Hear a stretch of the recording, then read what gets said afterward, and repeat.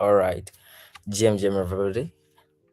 This is David here once again, and today we're going to be talking about um, some financial stacks on Injective. We're going to be talking about the perps, the tokenized asset, and the stablecoins. In general, in addition to the RWAs to an Injective. So I think to kick things running, I think yesterday we did a little bit of insight into the major and important news happening on Injective for about a few weeks now. Every single major news and important stuff that happened on Injective in August. So today we're just going to be talking about the major financial stacks on Injective. I'll talk about the perps, tokenized assets, and the stable coins. And in addition, the um, RWA is still inclusive. So moving forward, I think for people that are not really familiar with these stores on Injective, we'll talk about the perps and the likes. So not to take much of our time here. So literally, perps are oh shit, perps are I think I'm going to try my possible best to simply to make this very simple in the simplest term as possible. So PEPs are basically um, a futures contract without an expiry date. So in other words, it's like instead of buying an asset itself, you're betting on whether its price will go up or go down. So let's say for example now, BTC is about 78 or 77 at the moment. So with you thinking BTC will go up or you thinking BTC will go down. So that's just like a simplified version of what Perpetuals is all about. So you can use leverage. That means you can control a larger portion of it with literally less capital. And what makes it quite interesting is the fact that easiest way is perhaps on injective is extremely um interesting because injective is a chain built for finance.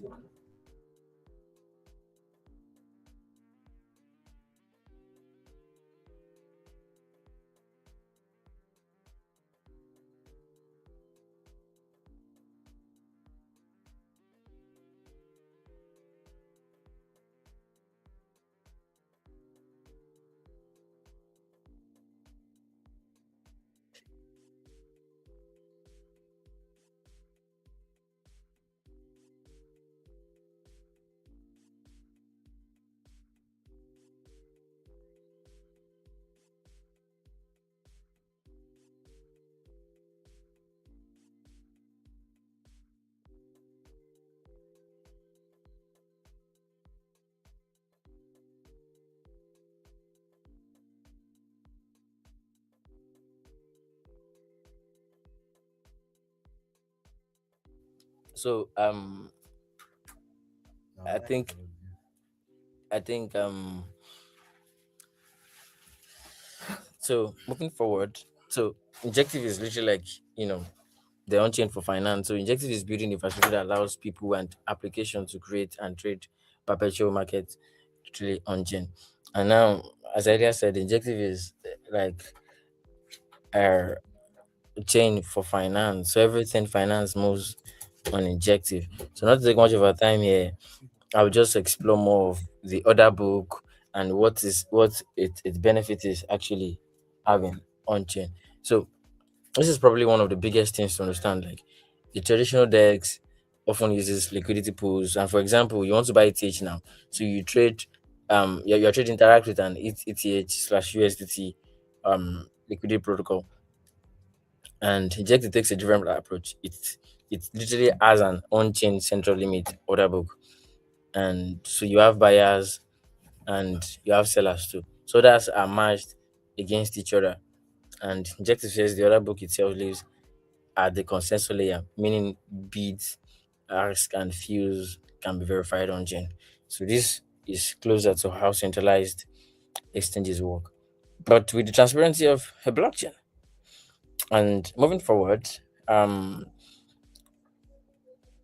I'm going to like do a deep dive into unified liquidity, what it literally like meant. So this is literally another big concept. Imagine you have Dex A, Dex B, Dex C, and each exchange might need to build its own liquidity. So Dex A has $5 million in liquidity. Dex B has $2 million and etc. So injective idea is different application can tap into shared liquidity across the injective network. So a new Dex doesn't necessarily have to start from zero and convince market makers to provide all the liquidity from scratch. So think of injective as having a shared liquidity layer that different applications can build on. And so because perpetuals aren't limited to crypto, this is where the page gets quite interesting. Um, Injective wants market for things like crypto, stocks, commodities, indices, and forex. So if let's build infrastructure where almost any financial market can become an own market. This is one of the major reasons why traditional exchange decides where they are going to list Bitcoin. Then they decide where they are going to list Ethereum. Then someone has to approve the next asset. So, but injective infrastructure is designed to market so markets can be created permissionlessly on chain. So theoretically, a builder could say, I want to create a perpetual market for X and build it using injective infrastructure. That is why injective says if you can imagine it, you can definitely build it. With the recent mind blowing update around AI and injective right now, there's a whole lot of stuff I'm going to unravel in the coming days, in the coming weeks on my live stream. So if you don't really want to miss out, you have to be there. So a little deep dive into the matching engine too on injective. So the matching engine is just basically, I think, in a simpler term, basically when the brain that connects buyers and sellers, and let's say you place buy BTC at $77,000 and someone else places at $77,000. So the matching engine goes, the two others match, trade is executed. Injective says it's matching happening at the consensus layer and can occur in under a second. So Injective isn't just providing a blockchain, it's providing a blockchain plus trading engine. So that's a major part of its value proposition. And what's the MEVP part? It's MEV part, yeah. So majorly for those that really do not have an idea of what MEV is, MEV is basically like it refers to a situation that where someone can potentially profit from the ordering of transaction. I think for instance now, let me find something relative. You submit a large buy, someone sees it before it's executed and tries to get ahead of you. So Injective says its matching engine is designed to eliminate MEV and provide fair execution. But the simple version is the fact that your order shouldn't be disadvantaged because someone manipulated the transaction ordering. It all makes it like move seamlessly regardless of the hot. And not to take much of our time, I think we're running past time already. I'm literally like going to like delve back into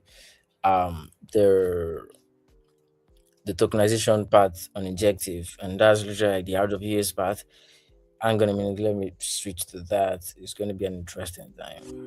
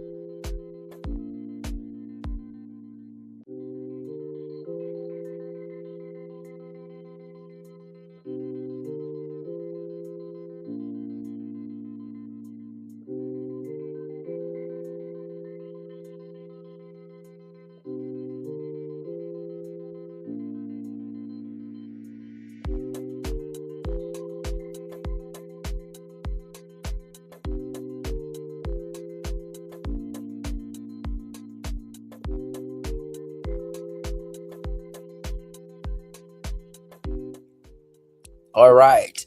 So basically, we're going to do a deep dive into tokenization part on Injective, and I'm going to try my possible best to like be very fast and very brief at the same time. So literally, I think every question that might come to everybody's mind is like, okay, for those that might just be about maybe just DJing or just jobs and the likes, just more on the DeFi part. What is tokenization?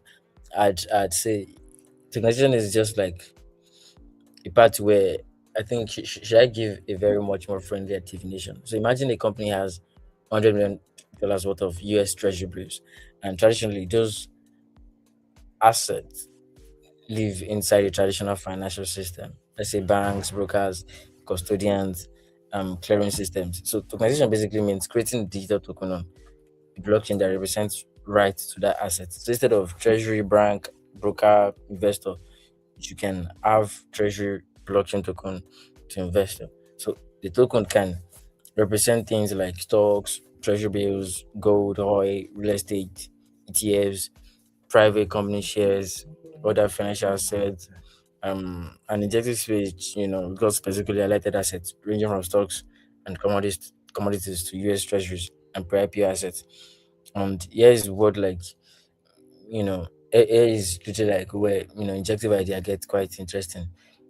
We might have been seeing it on theory. A lot of tokenization projects basically do r- reward asset token, hold to token, but that is useful. I do not disagree, but Injective wants to go further, and Injective speech is quite different. Reward asset token, trade it, lend it, use it as a collateral, and edge it. So that is what you know I mean by day one utility. So for example, now let's say you tokenize $1 million worth of treasury bills, and now you have a token representing the asset. So an injective token could potentially be traded, it could be used as margin and or lent or edged. So token isn't just a thing there, it becomes financial infrastructure. And this is what productive working capital means. It's like it's turning static tokens into productive working capital. And you don't just tokenize an asset, you make the token very useful. So imagine I tokenized $10 million of treasury bills now, and injective version says here's your token, you can trade it, you can lend it, you can use it as a collateral, you can edge it and connect it to other financial applications. That's very interesting and mind-blowing at the same time, and it gives you you know full-fledged access over your money than anything else. Your money tends to work while you just leave it to do what it has to do. And one thing is the fact that I have to explain something real quick. What is day one liquidity? What does it mean? And so the liquidity is basically like how easily you can buy or sell something without significantly moving the price. A newly launched token now can have a huge problem. So you create the token, but nobody's trading it.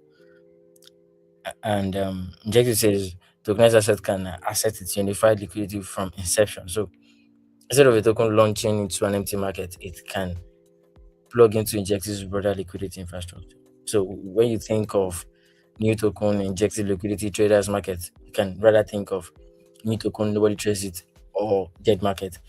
So so mainly what Injective does mean by the idea to market is the fact that it takes an asset from an idea all the way to a functioning on-chain financial realm. And it makes issuing the token, controlling who can access it, settling compliance rules, giving it liquidity, trading it, lending it, and using derivatives around it. So Injective isn't positioning itself as merely a token creation platform, but it's positioning itself as an end-to-end capital infrastructure.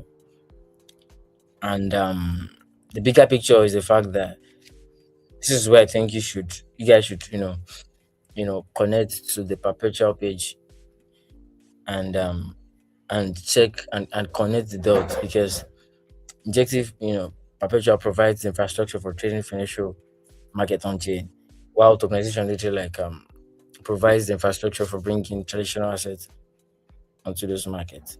So imagine putting them together like real world assets, tokenized on injective, get liquidity, get listed, traded, can be used as collateral, can be lent, can be hedged with derivatives, becomes part of an on-chain financial system. That's going to be very blatant, huge.